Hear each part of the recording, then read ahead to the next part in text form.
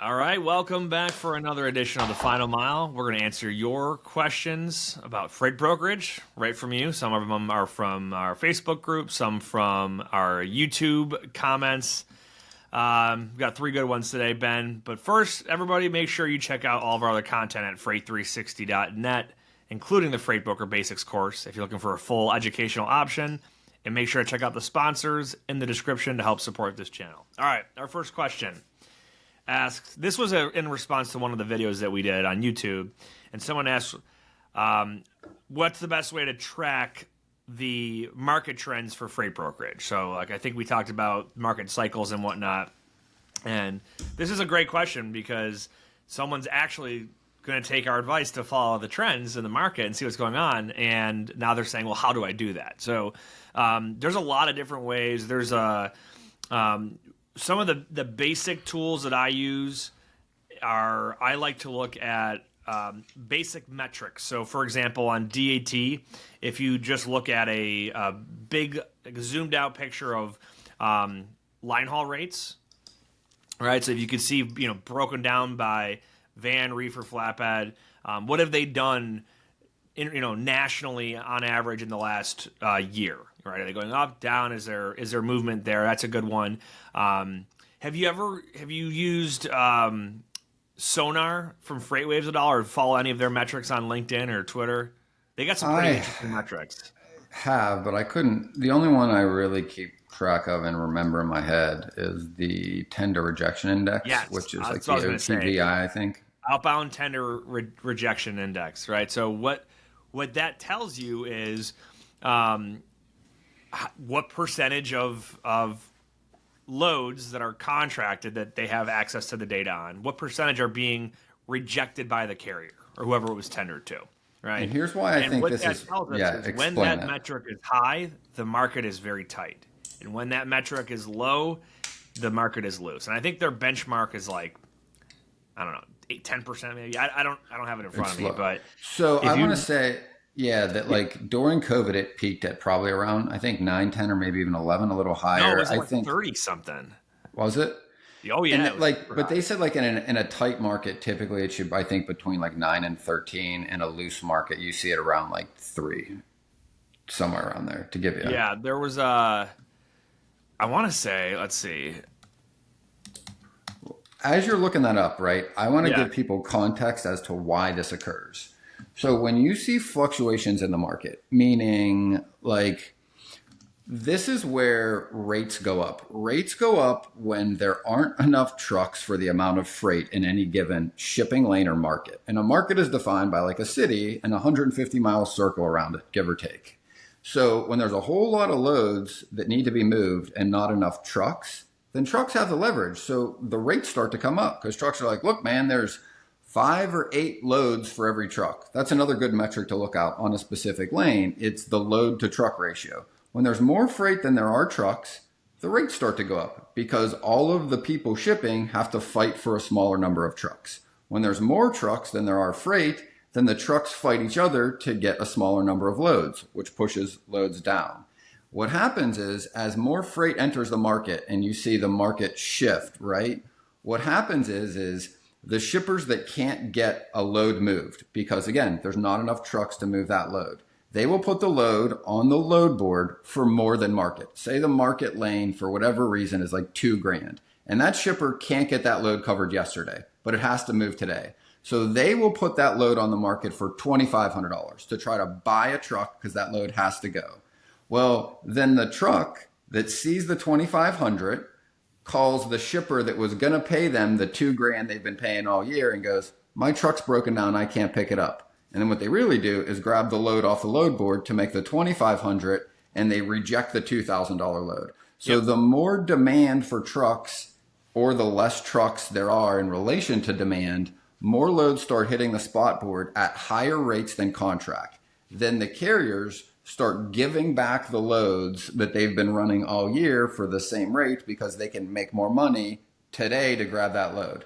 The more that happens, the more they reject their contract loads and the more they move to the spot market. The more carriers that move to the spot market, that's where we operate as brokers. So that moves rates up. Again, I always find that comical because brokers that say that carriers say that brokers don't help them. Literally, without the spot market, you wouldn't see this fluctuation. Yep. Like the fact that freight brokers exist creates the spot market, which allows trucking companies to go and grab a higher paying load and reject a contract rate, which then hurts their service with that customer, makes it less likely to get into the bid next year, but they're making more today, and most of our industry moves short-term sighted.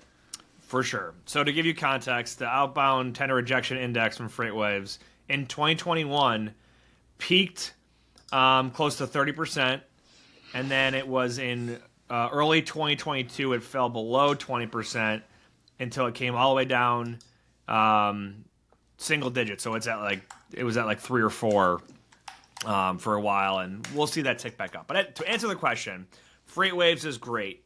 Any of the news publications in the freight space, like Transport Topics, FreightWaves, us, just follow our newsletter. We put out market stuff every single week on Thursdays. There's some great folks to follow on LinkedIn as well. So Craig Fuller from FreightWaves.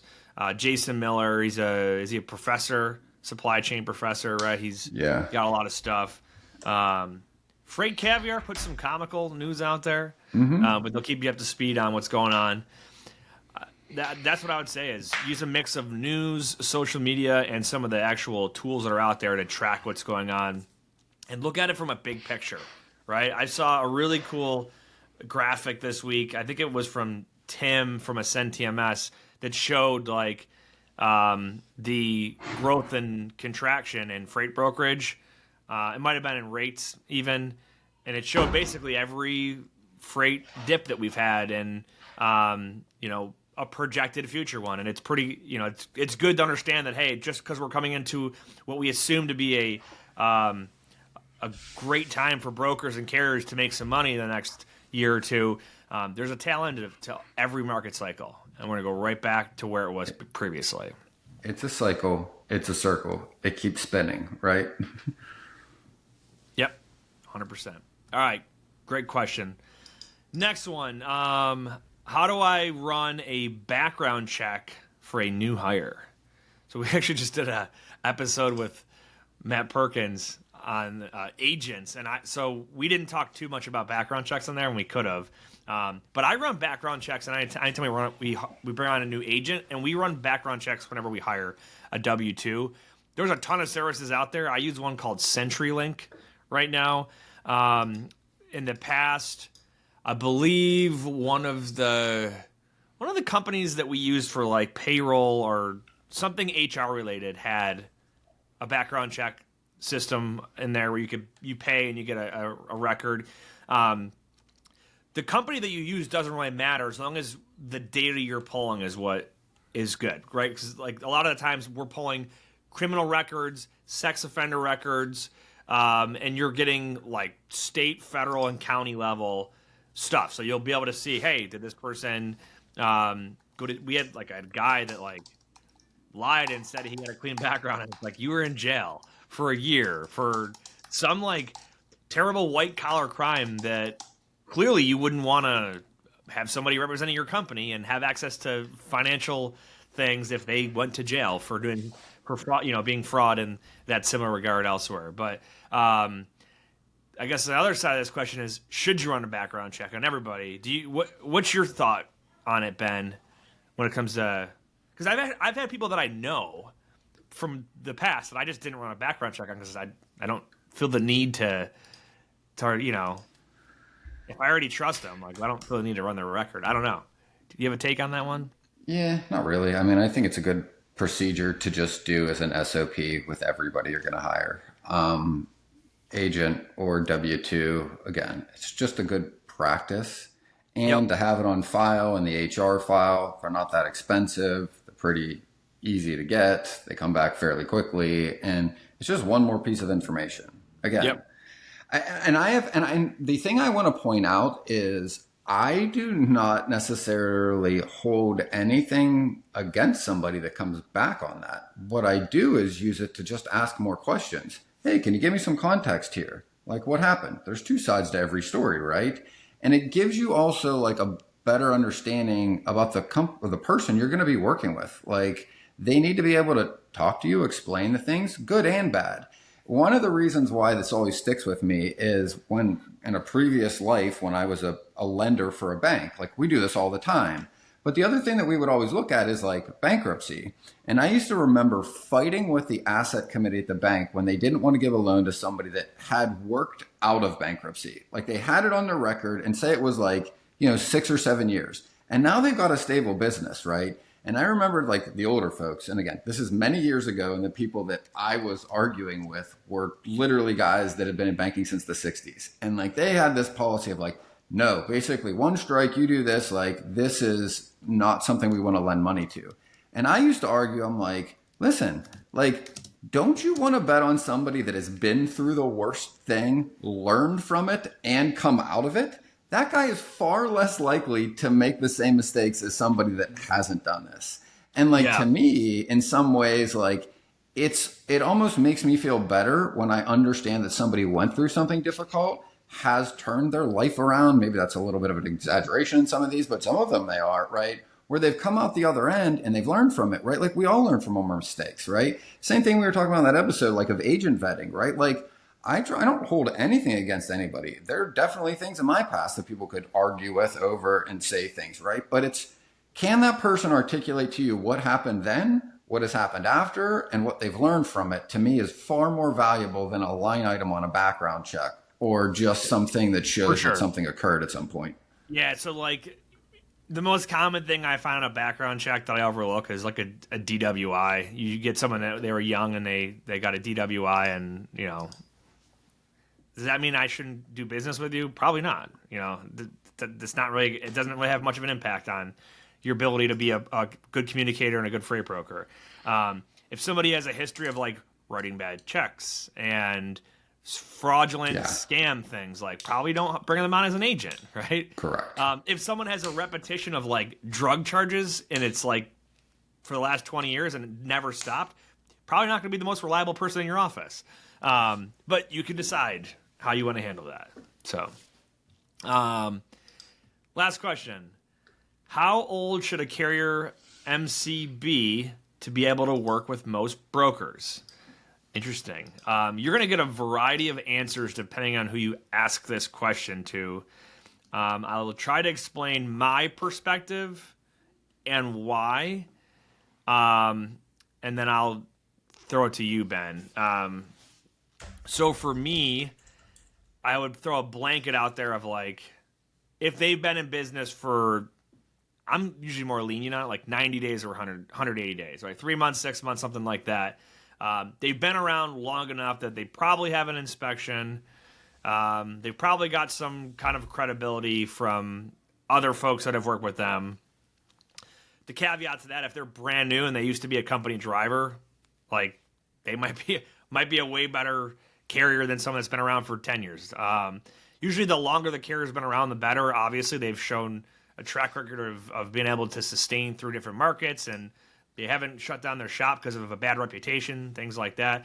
I know some companies will say, like, if you've been around less than a year, we're not using you. Oh, there are a lot of them have a hard line of a year. Like a lot of carriers cannot work with the larger brokers if you've not been in business a year. It's just the line they draw in the sand. And it used to be because of fraud and also what you just said, like experience running a company, maintaining your vehicles, a lot of the things that come with starting a business and the risks inherent to it, I think. For sure. Yeah. So to give you context, like at Pierce, 12 months, that is part of our rule set. We'll override that. But we're going to take extra steps, right? If someone is a newer carrier and they don't meet that rule, we're going to say, okay, well, to make sure that you're legitimate, we're going to use some extra steps, right? We're going to use tools like QuickScope to make sure that it's actually you showing up at the right place with the right equipment type. We're going to,